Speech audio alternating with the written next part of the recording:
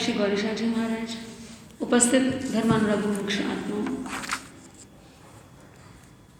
आज का विषय है श्रावक के व्रत। श्रावक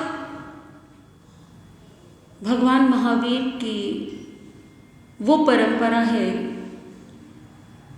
जिसे मध्यम मार्ग भी कह सकते हैं। जब कोई भव्य आत्मा भगवान के तीर्थंकर प्रभु के समूह शरण में उनकी देशना को सुन करके जीवन में मर्यादा संयम ग्रहण करना चाहती है, लेकिन कुछ बंधनों के कारण अभी पूरी तरह से संसार का त्याग करने में समर्थ नहीं है, तो ऐसी भव्य आत्माएं जब प्रभु से प्रश्न करती हैं कि प्रभु, हमारे हृदय में भाव है मर्यादा के, संयम के, लेकिन अभी परिस्थितियां इस प्रकार की नहीं है कि हम पूर्ण रूप से इन नियमों का पालन कर सकें, तो हमारे लिए क्या मार्ग है। तो उस समय तीर्थंकर प्रभु बताते हैं कि दो प्रकार के धर्म होते हैं। एक होता है अणगार धर्म, एक होता है आगार धर्म। अणगार धर्म जिसमें आगार नहीं है, जिसमें कोई छूट नहीं है, जिसमें जो व्रत हैं उनका पालन करना ही करना है। और आगार धर्म जिसमें कि मर्यादा में कुछ छूट है, मर्यादा में कुछ। तो साधु के जो 5 महाव्रत हैं, जो त्याग की उत्कृष्ट परंपरा है, उस उत्कृष्ट परंपरा का पालन करने में जो असमर्थ है, वो उस परंपरा के नियमों में कुछ छूट लेकर के बीच का मार्ग अपना लेते हैं। एक तरह से कहा जाए तो ये तैयारी भी हो सकती है। जैसे छोटा बालक होता है तो सब बालक की सामर्थ्य नहीं होती कि वो सीधा बड़ी कक्षा में जा सके, तो क्या करना होता है, एक एक कदम, एक एक सीढ़ी आगे चढ़ते हैं। तो इसी प्रकार से श्रावक धर्म प्ररूपित किया गया। भगवान महावीर के और किसी भी तीर्थंकर के तीर्थ के 4 अंग होते हैं: साधु, साध्वी, श्रावक और श्राविका। ऐसा नहीं कि किसी का महत्व कम है और किसी का ज़्यादा है। ये बात अलग है कि साधु साध्वी जी के जो महाव्रत होते हैं उनमें पूर्ण मर्यादा होती है, तो वो महाव्रत बड़े होते हैं, इसीलिए उन व्रतों को महाव्रत कहते हैं। और जो श्रावक है उसके जो व्रत होते हैं वो छोटे होते हैं, तो उनको क्या कहते हैं, अणुव्रत कहते हैं। श्रावक के 12 अणुव्रत और साधु के 5 महाव्रत, यानी कि जो साधु साध्वी होंगे वो कितने व्रत पालेंगे, 5 महाव्रत पालेंगे। और जो श्रावक श्राविका होंगे वो कितने व्रत पालेंगे, वो 12 अणुव्रत पालेंगे। तो कई बार मन में लोगों की जिज्ञासा आती है कि साधु बड़े कि श्रावक बड़े।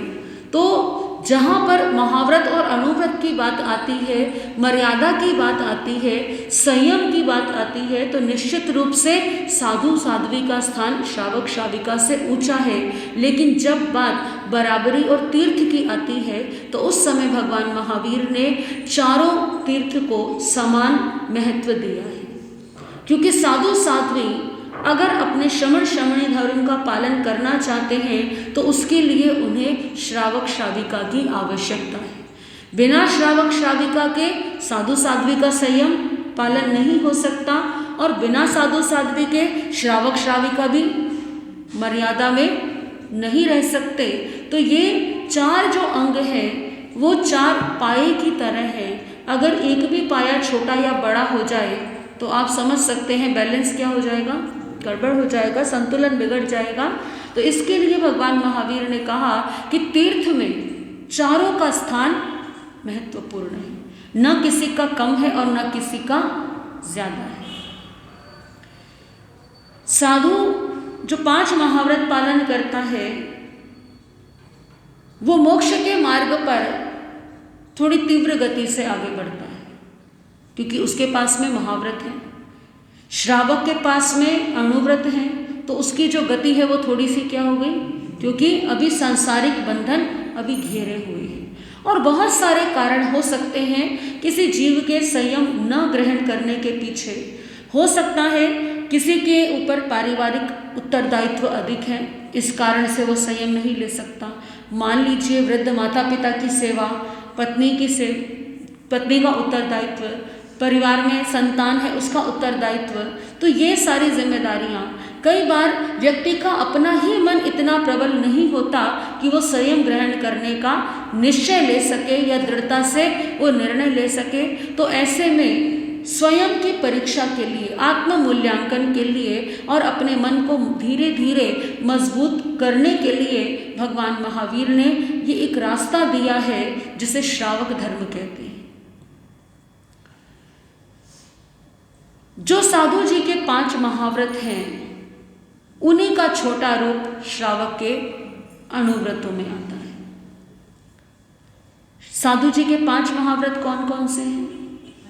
अहिंसा महाव्रत, सत्य महाव्रत, अस्तेय महाव्रत, ब्रह्मचर्य महाव्रत और अपरिग्रह महाव्रत। यदि इन महाव्रतों को पहले समझ लेते हैं तो अनुव्रतों को समझने में भी आसानी हो जाएगी। अहिंसा महाव्रत का क्या अर्थ है? 6 काया के जीवों की रक्षा करना और हमारे द्वारा किसी के भी हृदय को पीड़ा ना हो, ऐसा सूक्ष्म रूप से भी अहिंसा का पालन करना, ये अहिंसा महाव्रत है। यानी साधु साध्वी अपनी तरफ से कोई ऐसा कृत्य न करे जिसमें कि एक तो जीवों की हिंसा हो या तो स्थावर की भी हिंसा की बात, क्योंकि सूक्ष्म रूप है महाव्रतों में। महाव्रत यानी बड़े व्रत, बड़े रूप में इनका पालन करना है।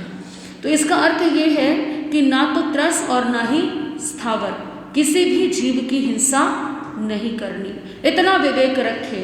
जो हमारी 5 समिति हैं और 3 गुप्ती हैं, आप जानेंगे कहीं ना कहीं वो इन अहिंसा महाव्रत के पालन के लिए हमें सुदृढ़ बनाती है। एरिया समिति, देख करके चलना, विवेक से चलना, कहीं पैरों के नीचे कोई जीव ना आ जाए।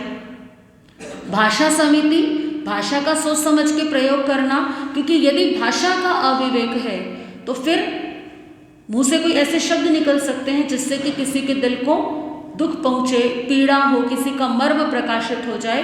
तो ये भाषा समिति। ऐष्णा समिति यानी भिक्षा के लिए जाए तो इस प्रकार से जाए कि भिक्षा भी प्राप्त हो जाए और गृहस्थ की भावना भी खराब न हो। आयान भंडमन समिति यानी कि जितने भी हमारे उपकरण हैं उन सब की समय पर प्रतिलेखना करें, क्योंकि प्रतिलेखना होती रहेगी तो जीव उत्पत्ति नहीं होगी। आप एक मकान को रोज साफ करते हैं, आप पूरी साफ सफाई रखते हैं, तो जाले कहाँ से लगेंगे? और अगर आप देखें ही नहीं कई महीनों तक तो क्या होगा? वहाँ पर कीड़े मकोड़े, जीव जंतु इत्यादि एकत्रित हो जाएंगे। तो आयान भंडमन समिति, उच्चार प्रशमन समिति कि अपने शरीर के जो भी विसर्जित करने योग्य पदार्थ हैं उनको भी विवेक से विसर्जित करे। ऐसा ना हो कि वो किसी जीव की हिंसा का कारण बन जाए या किसी के हृदय को ठेस पहुंचाने का कारण बन जाए। ये 5 समिति यदि इनको हम गहराई से चिंतन करें तो कहीं ना कहीं अहिंसा महाव्रत के पालन के लिए ये महत्वपूर्ण है। जिसने इन 5 समिति का पालन कर लिया तो अहिंसा महाव्रत का पालन स्वतः हो गया। फिर आती है मनोगुप्ति, वचन गुप्ति और काया गुप्ति। तो मन का गोपन करना यानी मन से विचारों को अशुभ न आने देना, वचन से अशुभ न बोलना और काया से अशुभ प्रवृत्ति न करना। जब ये 8 जो प्रवचन माता है, जब साधक इनका पूरी तरह से ध्यान रखने का प्रयास करता है तो हम पाते हैं कि हिंसा की संभावना बहुत कम हो गई। तो अहिंसा महाव्रत का पालन हो गया। फिर आता है सत्य महाव्रत, झूठ का त्याग, असत्य भाषण नहीं करना। आप कहेंगे झूठ कौन बोलेगा, झूठ क्यों बोलेंगे? कई बार हमें किसी बात की पूरी जानकारी नहीं होती, तब भी हम उस बारे में चर्चा करते हैं। मान लीजिए हमने कहीं से कुछ सुन लिया, केवल सुनी सुनाई बात है, हमें नहीं पता वो सत्य है भी या नहीं है और हमने आगे उसका प्रचार किया, तो कहीं ना कहीं अगर वो बात असत्य है तो हमारे सत्य महाव्रत में दोष आता है। तो सत्य महाव्रत का अर्थ क्या है कि कदम कदम पर ये ध्यान रखना कहीं हमारे मुख से ऐसी वाणी न निकले जिसमें कि असत्य वचन बोला जाए। इसका अर्थ ये नहीं कि ऐसा सत्य भी बोला जाए जिससे किसी के हृदय को ठेस पहुंचे। कई बार कुछ सत्य ऐसे होते हैं जिनका प्रकाशित न होना ही जीवन में शांतिदायक होता है। मान लीजिए किसी को कोई सत्य मालूम है किसी के बारे में, अब सत्य महाव्रत ये नहीं कहता कि आप उस सत्य का उद्घाटन कर दीजिए और सामने वाले व्यक्ति के हृदय को जो पीड़ा होगी उसके उत्तरदायी भी कौन होंगे? हम स्वयं होंगे। तो सत्य महाव्रत बड़ा ही विवेक वाला महाव्रत है कि सत्य बोले, लेकिन ऐसा सत्य न बोले जिससे कि किसी के जीवन को हानि हो जाए। मौन रहे तो अच्छा है, वहाँ पर अपने विचार प्रकट न करें, सुनी सुनाई बातों को आगे प्रचारित न करें। ये सत्य महाव्रत। तो साधु जी को इस महाव्रत का भी पालन सूक्ष्म रूप में करना होता है। फिर आता है अस्तेय महाव्रत। अस्तेय जिसे अचौर्य महाव्रत भी कहते हैं। अचौर्य यानी कि चोरी नहीं करना।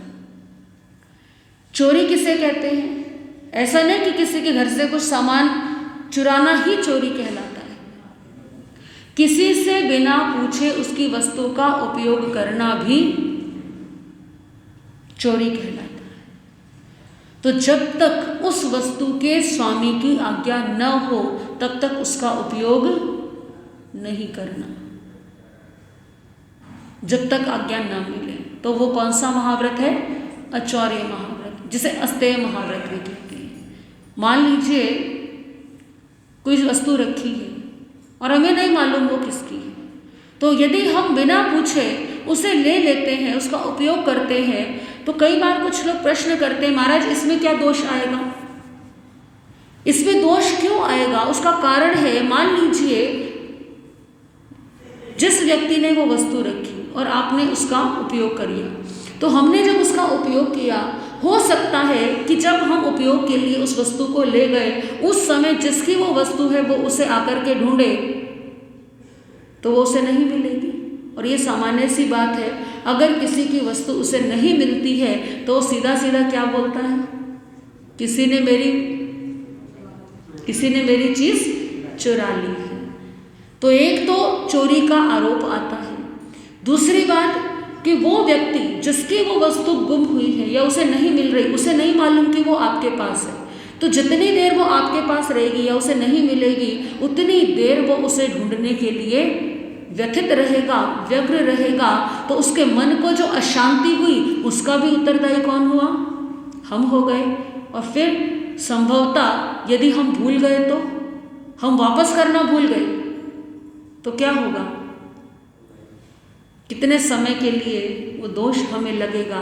तो भगवान महावीर कहते हैं, तीर्थंकरों की वाणी कहती है, इस कारण से बिना किसी के आज्ञा के कोई भी वस्तु उपयोग नहीं करनी। यहाँ तक कि हमारे शास्त्रों में वर्णन आता है कि आप कहीं जाते हैं, मान लीजिए आप रास्ते में जा रहे हैं, आपको किसी आवश्यक क्रिया के लिए रुकना है, तो रास्ते में कोई और स्थान नहीं है, तो अब यहाँ पर प्रश्न आता है किससे आज्ञा लें, किससे पूछें? तो भगवान महावीर की वाणी कहती है कि किसी भी भूमि का यदि आपको ऐसे समय में उपयोग करना पड़े तो आप शक्रेंद्र महाराज की आज्ञा लेकर के करें। उसके पीछे कारण है, जब शक्रेंद्र महाराज की आज्ञा लेकर के आप किसी भूमि का उपयोग करते हैं, इसका अर्थ ये नहीं कि उसके मालिक की आज्ञा नहीं लेनी, किसी के घर में रुक जाओ और शक्रेंद्र महाराज की आज्ञा ले लो, ऐसा नहीं है। जिसका कोई स्वामी नहीं, जैसे रास्ते में आप चल रहे हैं, रोड पर कोई खेत है, वहाँ पर कोई उसका मालिक नहीं है, कोई आपको पहचान वाला नहीं है, या आप सड़क पर जा रहे हैं, रास्ते में आपको उस भूमि का उपयोग करना है, तो दो कारण है। एक तो आपको अचौर्य जो आपका अनुव्रत है उसमें दोष नहीं लगता, श्रावक के लिए, साधु जी के लिए महाव्रत में दोष नहीं लगता। और दूसरी बात क्या है कि हम जहाँ रहते हैं वहाँ पर केवल हम ही नहीं रहते, मनुष्य और तिर्यंच के अतिरिक्त जो निम्न जाति के देव हैं, भूत पिशाच गंधर्व किन्नर और वाणव्यंतर देव जो है वो भी किसी न किसी रूप में कहीं पेड़ों पर या कहीं किसी खाली स्थान पर रहते हैं। आप देखेंगे कई बार पुराने गांवों में खेत के बाहर छोटे छोटे आले बने हुए होते हैं जिसे देवस्थान कह दिया जाता है। मान लीजिए किसी समय के कारण वो विलुप्त हो गए, आपको नहीं पता वो स्थान किस देवी देवता किस क्षुद्र देवी देवता से अधिष्ठित है और आपने उस स्थान पर कुछ ऐसा कर दिया तो वहाँ पर कोई आपत्ति ना आए, कोई विपत्ति ना आए, तो इस कारण से भी शक्रेंद्र महाराज की आज्ञा लेनी चाहिए। क्योंकि कई बार ऐसा देखने में आया है, व्यवहारिक रूप से देखने में आया है कि बिना विचारे भूमि का उपयोग कर लिया और किसी को बहुत ज़्यादा तकलीफ हो गई, क्योंकि हम नहीं जानते कि हमारे आसपास में ऐसी शक्ति कौन किस समय कहाँ पर है। तो शक्रेंद्र महाराज की आज्ञा लेनी आवश्यक है। तो ये आचार्य महाव्रत कि बिना आज्ञा के किसी भी वस्तु को उपयोग नहीं करना। तो साधु जी जो हैं वो इस महाव्रत का सूक्ष्म रूप से पालन करते हैं, लेकिन श्रावक सूक्ष्म पालन नहीं कर सकता।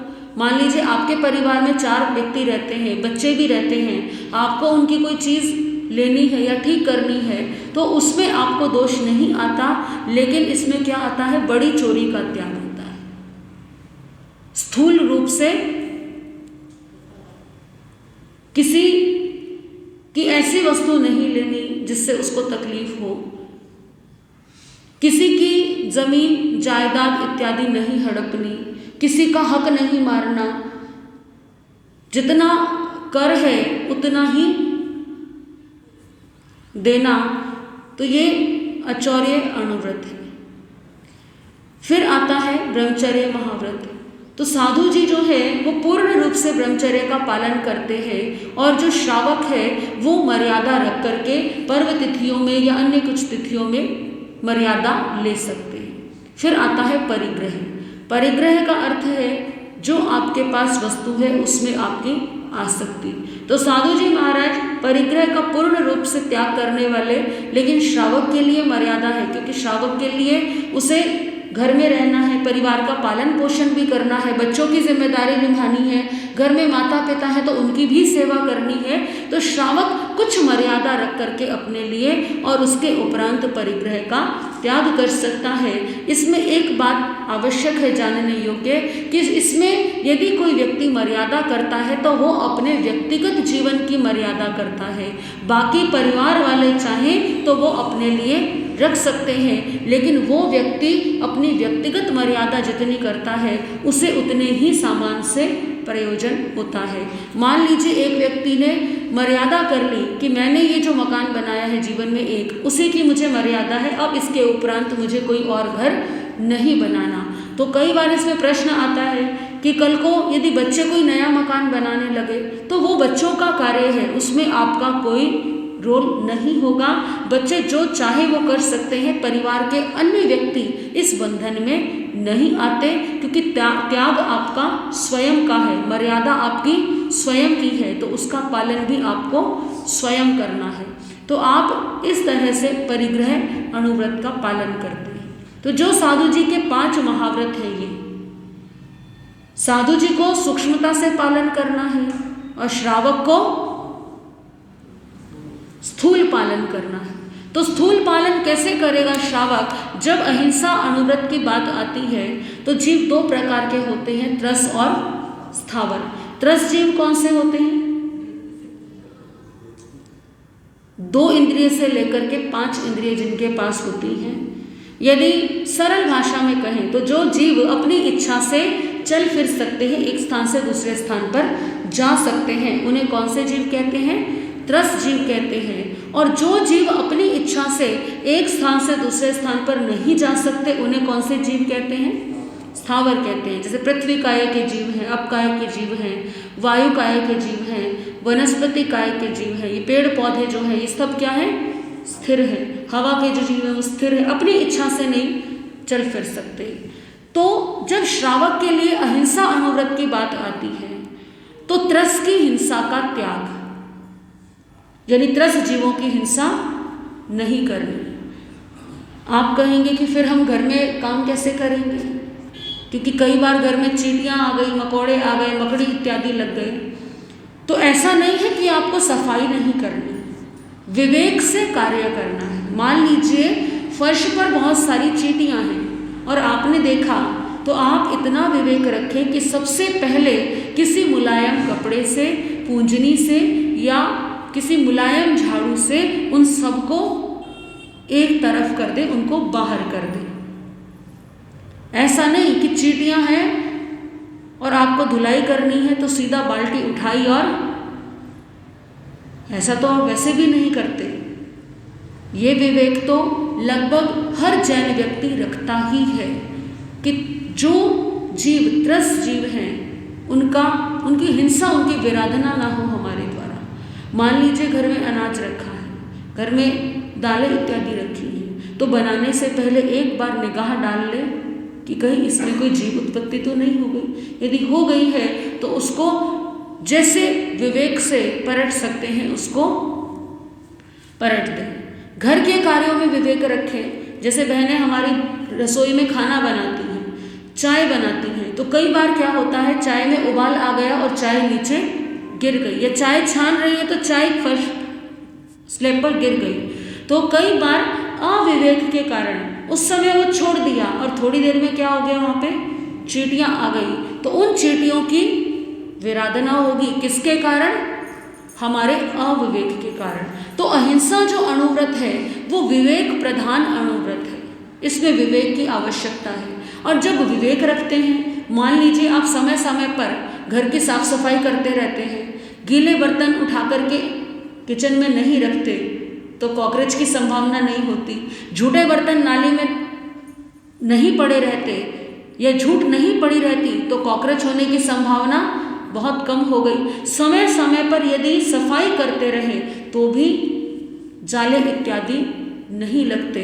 तो भगवान महावीर ये नहीं कहते कि आप अपने घर की सफाई मत कीजिए, आप अपने घर का ध्यान मत रखिए। वो ये कहते हैं कि आप इतना विवेक रखिए कि जीव उत्पत्ति ना हो, और यदि फिर भी हो गई है तो आप उसमें विवेक रखिए कि पहले उन जीवों को वहाँ से सुरक्षित हटा दीजिए, फिर आप अपना कार्य कीजिए। मान लीजिए कपड़े रखने हैं आपको अलमारी में, तो आप क्या करेंगे? आप उन्हें धूप लगा करके साफ स्वच्छ करके वापस रखिए। जब निकाल रहे हैं तो उन्हें उपयोग करने से पहले धूप लगा लीजिए। तो ये तो वैसे भी व्यवहारिक बातें हैं, ऐसा नहीं कि सिर्फ धर्म की ही बात है, ये हमारे स्वास्थ्य के लिए, हमारे जीवन के लिए भी उपयोगी है। आज बीमारी का सबसे बड़ा कारण किचन में झूठे बर्तन पड़े होना। हमारे बड़े बुजुर्ग प्राचीन काल में कहा करते थे कि जिस घर में रात में बर्तन झूठे पड़े रहते हैं वहाँ से लक्ष्मी चली जाती है। और कहीं ना कहीं ये सत्य है। उसका कारण क्या है कि जब बर्तन झूठे पड़े रहते हैं तो उन झूठ में बैक्टीरिया उत्पन्न होते हैं, और वो बैक्टीरिया आप ये मत समझिए कि सिर्फ झूठे बर्तनों पर ही रहते हैं। वो बैक्टीरिया जो आपके किचन में साफ बर्तन है वहाँ भी पहुँच जाते हैं, हवा में फैल जाते हैं, और उसके पश्चात आप सुबह जब उन साफ बर्तनों का ये सोच करके उपयोग करते हैं कि ये तो साफ है, तो बीमारी आती है। और ये कोई छोटी मोटी बात नहीं है। बार बार बीमार होना, स्वास्थ्य की हानि होना, और फिर पैसा कहाँ खर्च होता है? दवाइयों में खर्च होता है। धीरे धीरे ये जो विषाणु का संक्रमण है, ये जो बैक्टीरिया का संक्रमण है, इसे हम बहुत हल्के में ले लेते हैं, लेकिन ये बैक्टीरिया का संक्रमण यदि बढ़ जाए तो जीवन के लिए बहुत हानिकारक भी हो सकता है। किचन में कॉकरोच पैदा हो जाते हैं, और वो कॉकरोच जो है वो झूठे बर्तनों पर पहले घूमते हैं, उसके बाद कहाँ घूमते हैं वो? आप पूरी रात किचन खोल करके नहीं देखते कि क्या हो रहा है किचन में। ऐसे जीव जब होते हैं तो वो पूरी किचन में हर बर्तन पर पहुंच जाते हैं। तो ये कितना अविवेक, और अविवेक के कारण किसको हानि है? जैन धर्म बहुत वैज्ञानिक धर्म है। तो अहिंसा अणुव्रत जो है वो ये कहता है कि सबसे पहला नियम तो त्रस की हिंसा करनी ही नहीं है, और दूसरा कि जो स्थावर की हिंसा है, यानी कि आपको पृथ्वी काया का उपयोग करना है, अब काया का पानी का उपयोग करना है, तो ये नहीं कि उसकी मर्यादा है तो उसको खुला उपयोग करो, नहीं, उसमें मर्यादा रखिए, विवेक रखिए। आपको वनस्पति का उपयोग करना है, इसका अर्थ ये नहीं कि मर्यादा है तो कुछ भी करें, जिसमें कम से कम जीव हिंसा हो, जितनी उपयोगी है, जितनी शरीर के लिए आवश्यक है, जितनी परिवार के लिए ज़रूरी है, उतनी ही आप उपयोग करें। तो ये कोई कठिन काम नहीं है। अब बताइए, क्या इस अनुव्रत का पालन करना बहुत बहुत मुश्किल? मेरे ख्याल से तो जो भी जैन है, यदि वो थोड़ा बहुत भी धर्म को समझता है तो कहीं ना कहीं किसी ना किसी रूप में वो इस अनुव्रत का पालन करता ही करता है। स्थावर की मर्यादा, स्थावर का विवेक और त्रस का नियम, ये है अहिंसा अनुव्रत। दूसरा है सत्य अनुव्रत।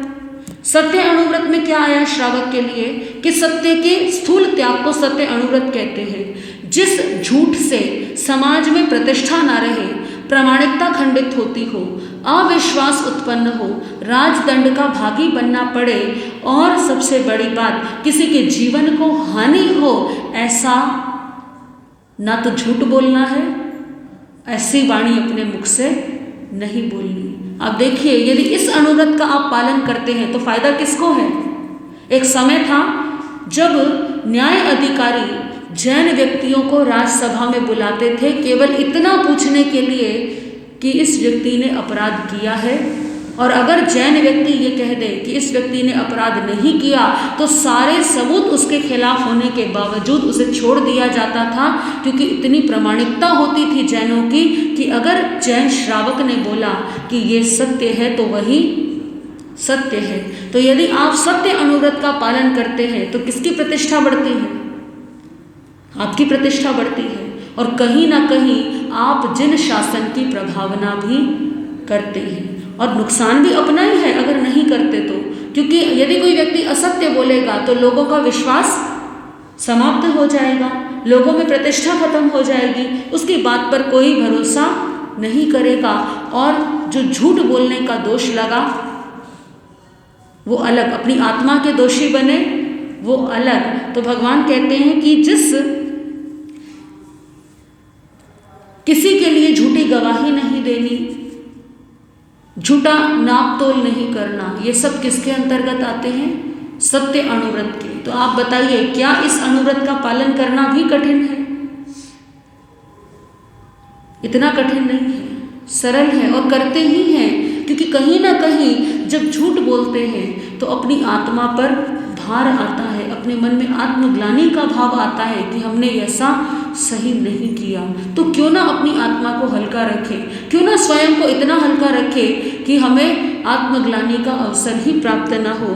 तो ये है सत्य अनुव्रत। झूठी गवाही नहीं देनी, किसी का झूठा पक्ष नहीं लेना, और एक बड़ी बात आज के संदर्भ में झूठ बोल करके रिश्ते नहीं कराना, क्योंकि ये भी बहुत प्रचलन में है आज के समय में कि लड़का और लड़की का जब रिश्ता कराया जाता है तो परिवार वाले या जो बीच में मीडिएटर होते हैं वो पता नहीं क्या क्या बातें करते हैं।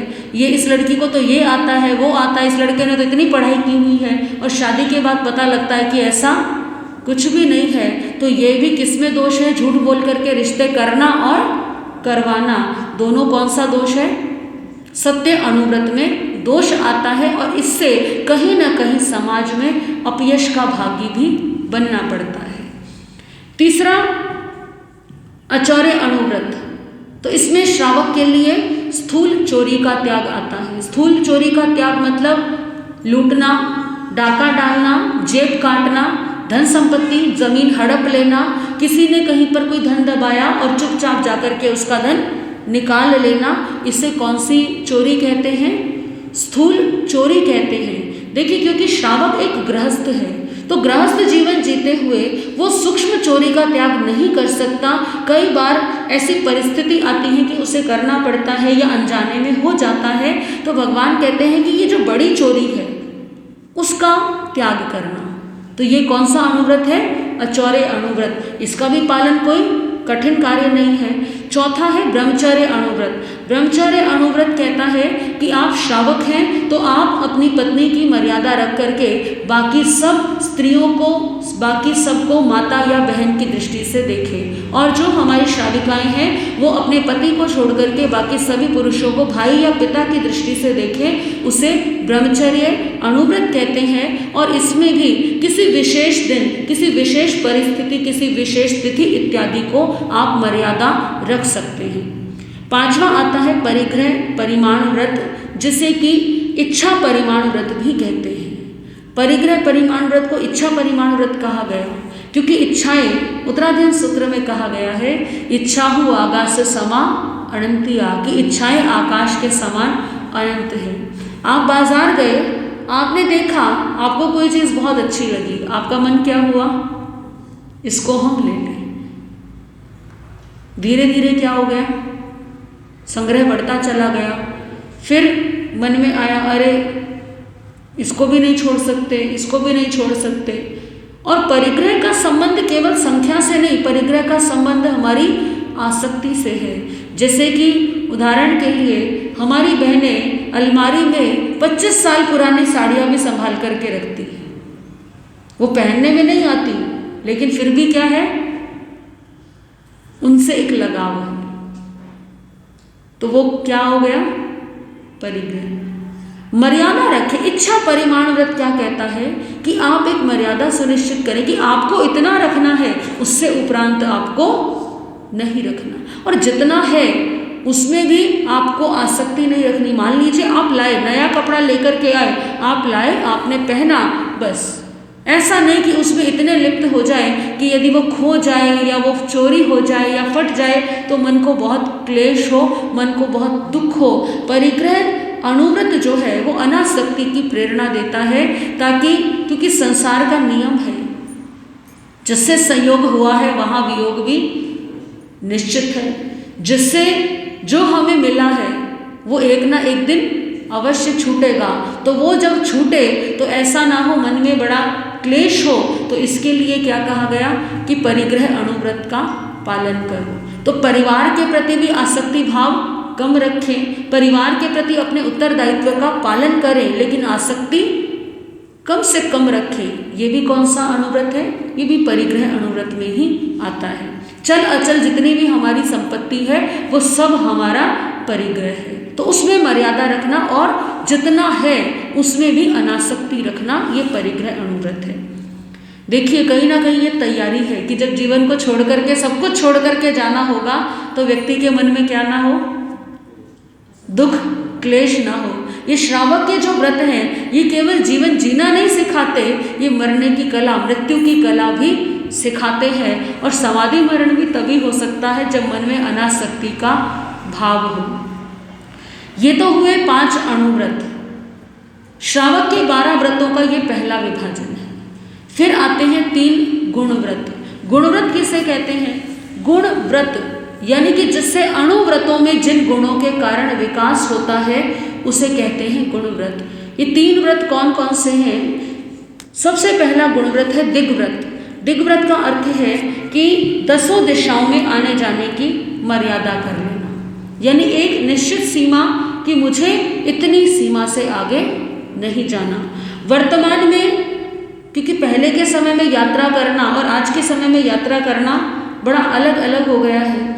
तो पहले के समय में तो यदि 100 किलोमीटर दूर जाना है तो उसमें भी कई दिन लग जाया करते थे, और आज यदि अमेरिका जाना है तो भी कितनी जल्दी पहुंच जाते हैं। तो वर्तमान संदर्भ को देखते हुए आप एक वर्ष में कितनी बार आपको अपने देश से बाहर जाना है उसकी आप मर्यादा कर सकते हैं।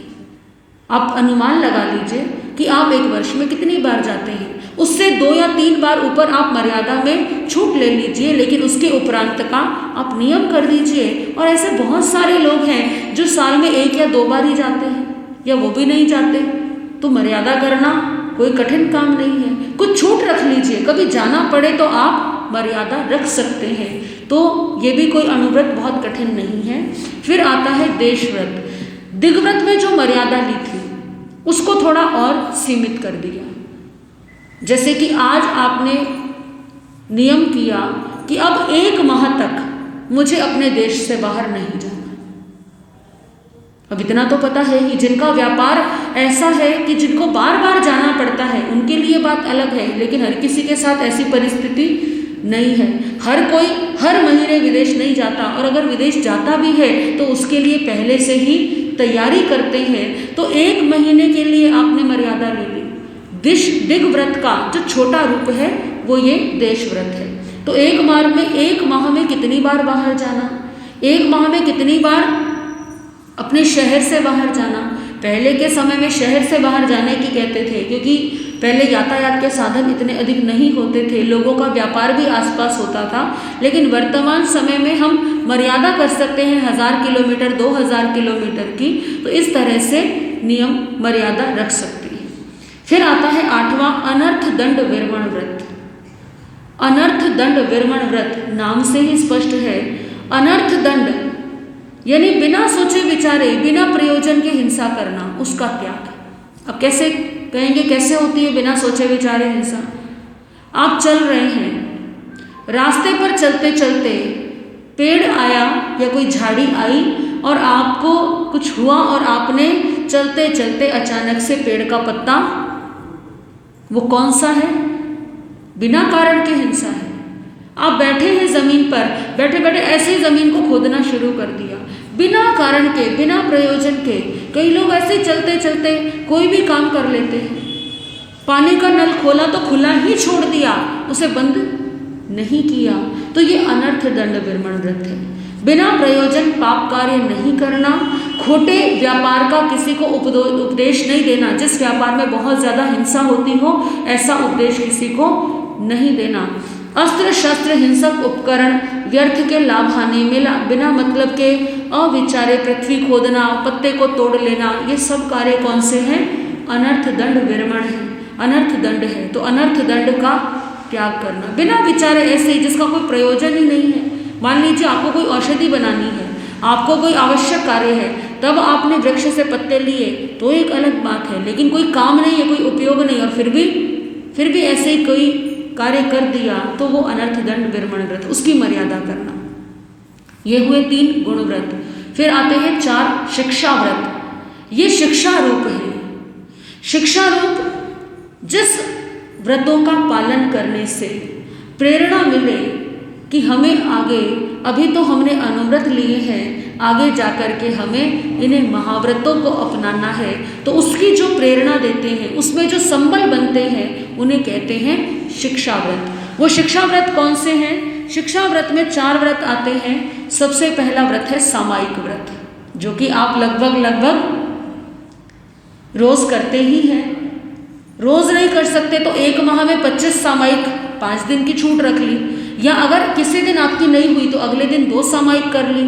तो सामायिक ये ऐसा व्रत है श्रावक का जिसे अनजाने में भी अधिकांश लोग पालन करते ही हैं। तो ये सामायिक व्रत हो गया।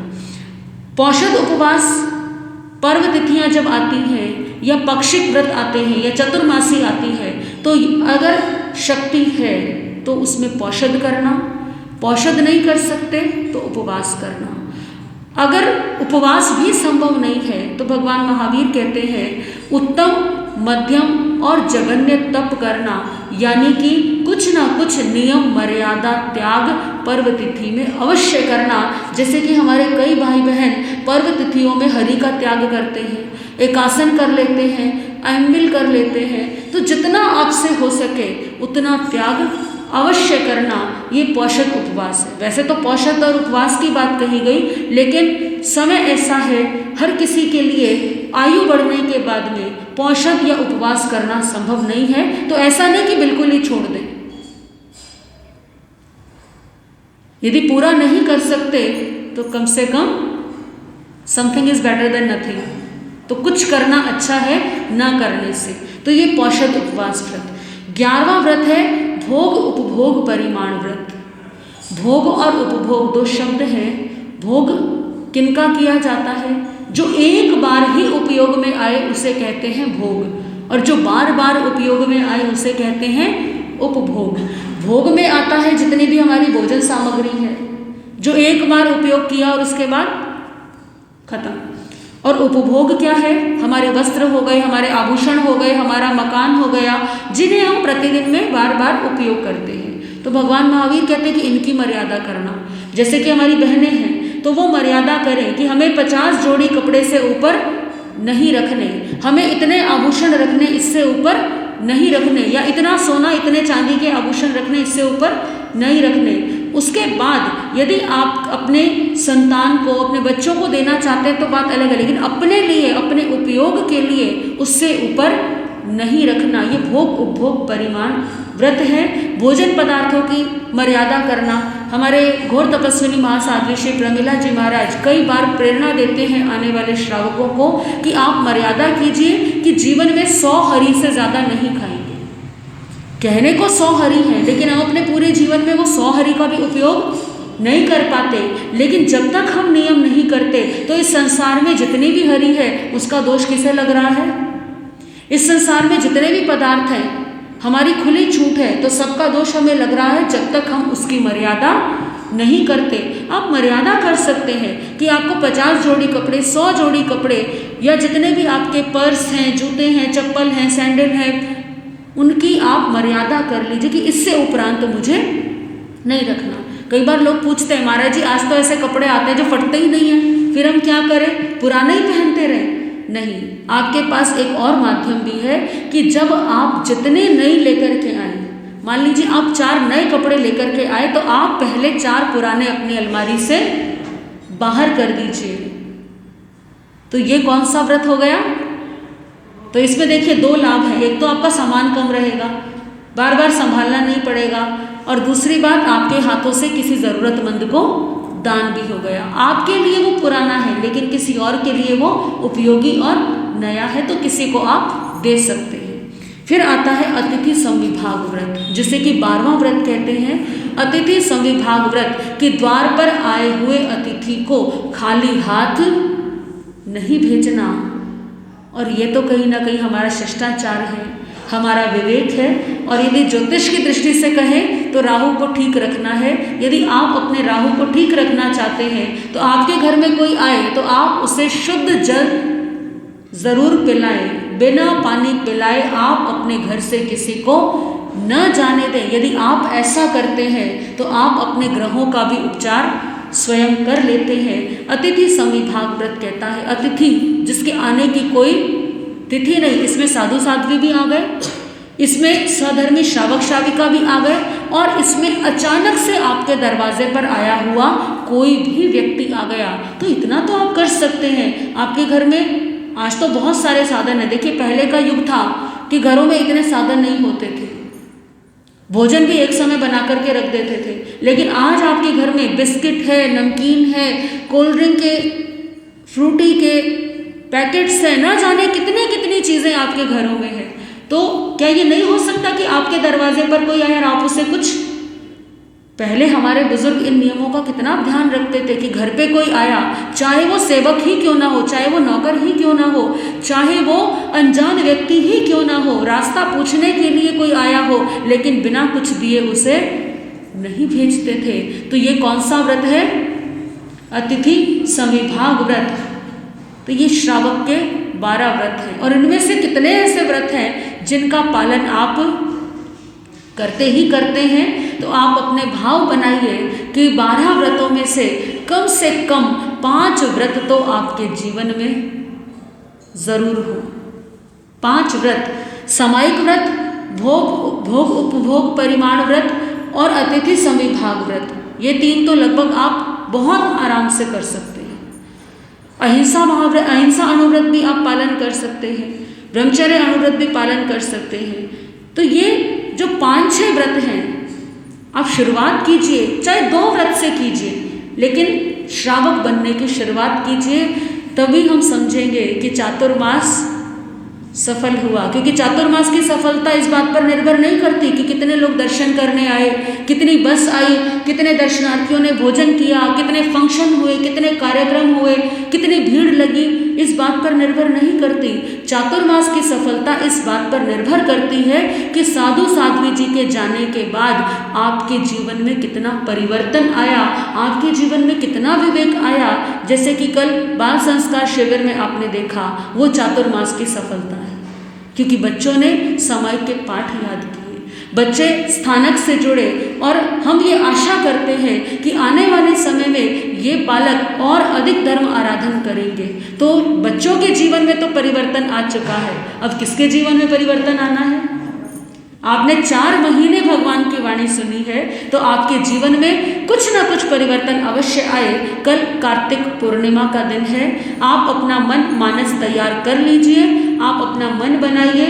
यदि श्रावक के आपने 2 व्रत, 5 व्रत, कुछ भी व्रत अंगीकार किए, तो हमारे मन को बड़ी ही प्रसन्नता होगी और हम सोचेंगे कि हमारा 4 महीने आपको जिनवानी सुनाना सफल हो गया, क्योंकि भगवान महावीर का ये अणगार धर्म है, ये आगार धर्म है, और छूट के साथ, मर्यादा के साथ आप इनका पालन करके अपने कर्मों की निर्जरा कर सकते हैं। बोलिए भगवान महावीर स्वामी की।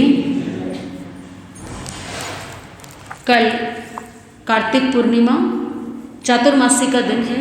अधिक से अधिक संख्या में सायकालीन प्रतिक्रमण में भाग लें, जिनसे जो तप हो सकता हो यथाशक्ति तप करने का भाव रखें। और इसके साथ साथ कल हमारे जैन धर्म के उद्धारक, विशेष रूप से स्थानकवासी परंपरा के उद्धारक क्रांतिकारी लोकाशाह जी की जन्म जयंती भी है। उनके जीवन के बारे में जानेंगे, कैसे वो परिवर्तन लेकर के आए और कैसे आज जो बिना आडंबर का शुद्ध धर्म हम पालन कर पा रहे हैं यहाँ जैन स्थानक में बैठ कर के, उसके बारे में उन्होंने क्या क्या कार्य किए और उसकी क्या बलिदान उन्होंने उसके कारण दिए, उसके बारे में कल आप श्रवण करेंगे। बोलिए भगवान महावीर स्वामी की, आचार्य भगवंतों की, आर्य